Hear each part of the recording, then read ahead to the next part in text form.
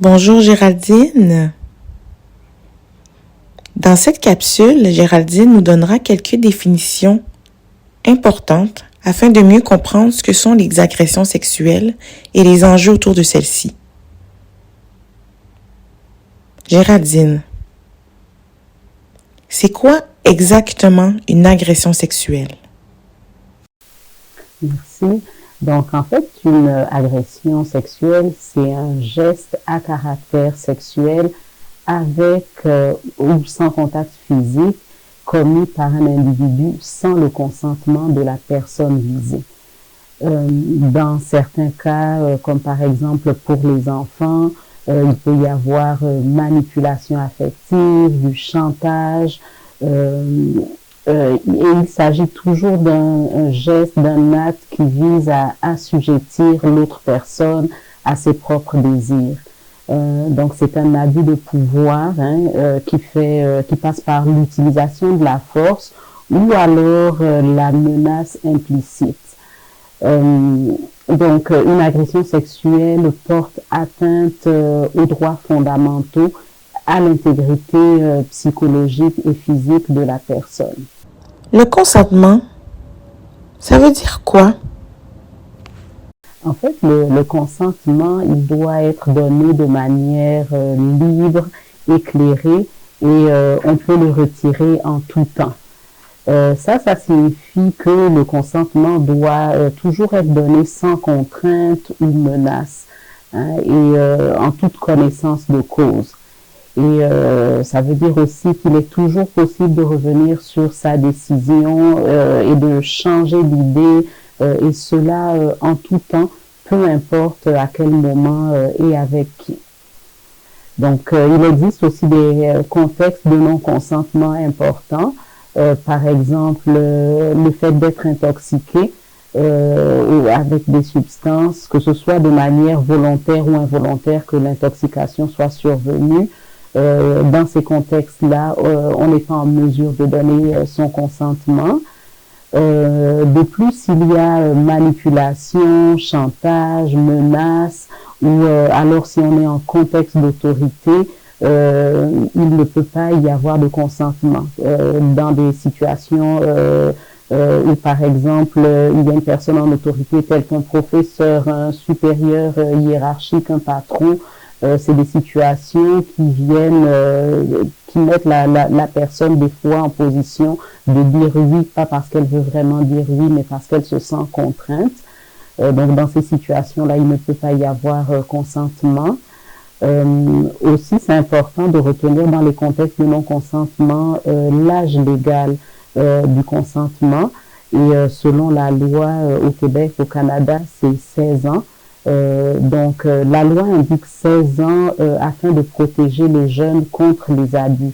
Donc, avant 16 ans, un jeune ne peut pas, n'est pas en contexte de consentir. Par contre, il y a quand même des exceptions. Par exemple, lorsque les jeunes ont entre 12 et 13 ans, la loi permet là des rapprochements sexuels avec des personnes dont l'âge, dont l'écart d'âge n'est pas plus grand que 2 ans. Donc il y a une tolérance là pour les 12-13 ans. Entre 14 et 15 ans, l'écart peut être de 5 ans. Donc le plus vieux peut avoir 5 ans de plus lorsqu'on a entre 14 et 15 ans.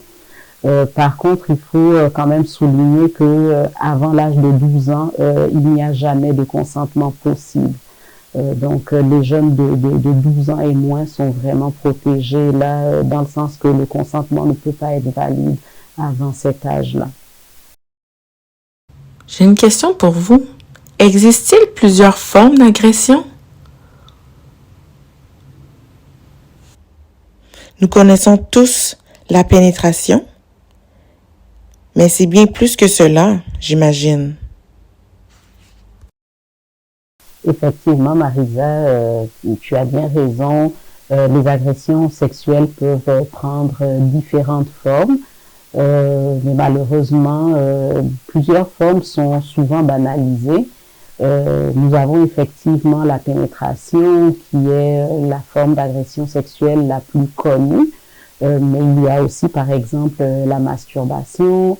Donc, autant se faire masturber sans consentement que de devoir masturber l'autre. On peut ajouter à cela l'exhibitionnisme qui consiste à montrer ses parties génitales en public sans le consentement. Le contact oral génital, par exemple le cunnilingus, la fellation. On peut ajouter à toutes ces formes-là les attouchements qui peuvent être faits au niveau des seins, des fesses, des parties génitales en général, et même des parties non génitales. Il peut y avoir une intention sexuelle aussi là, dans les attouchements.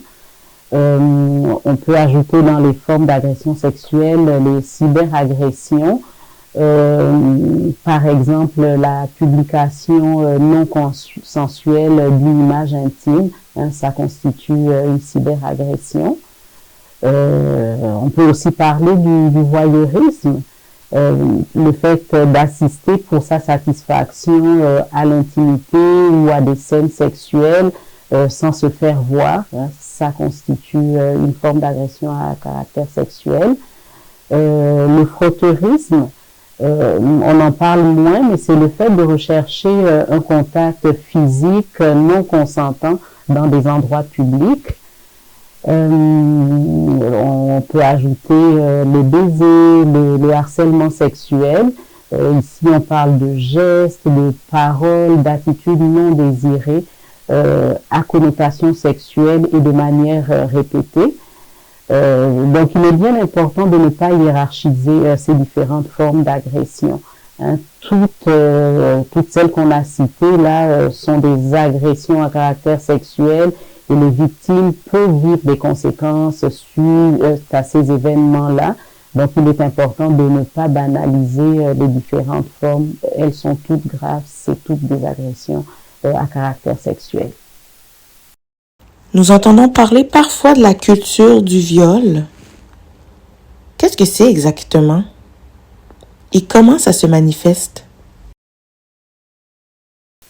Donc, en fait, la culture du viol, c'est une terminologie qui était déjà utilisée par le mouvement féministe dans les années 70. Aujourd'hui, le mot viol est plutôt remplacé par agression sexuelle, mais en fait, ça fait référence au même concept. Donc, pour revenir à la définition, en fait, c'est un concept qui établit un lien entre les agressions sexuelles et la culture d'une société qui banalise, tolère, excuse, voire même approuve les violences à caractère sexuel. C'est un peu comme si on érotisait la violence sexuelle. La culture du viol se manifeste à travers les médias et la culture populaire. Lorsque, par exemple, on fait des blagues sur les agressions sexuelles, on prend ça en fait à la légère, on prend le sujet à la légère, on le banalise. La culture du viol peut également être observée là dans nos services publics, dans les institutions, lorsqu'un ou une professionnelle, dans le cadre de son travail, demande, par exemple, à une victime comment elle était habillée lors de l'agression. Donc, la culture du viol, c'est aussi dans notre quotidien. Lorsqu'on dit à une victime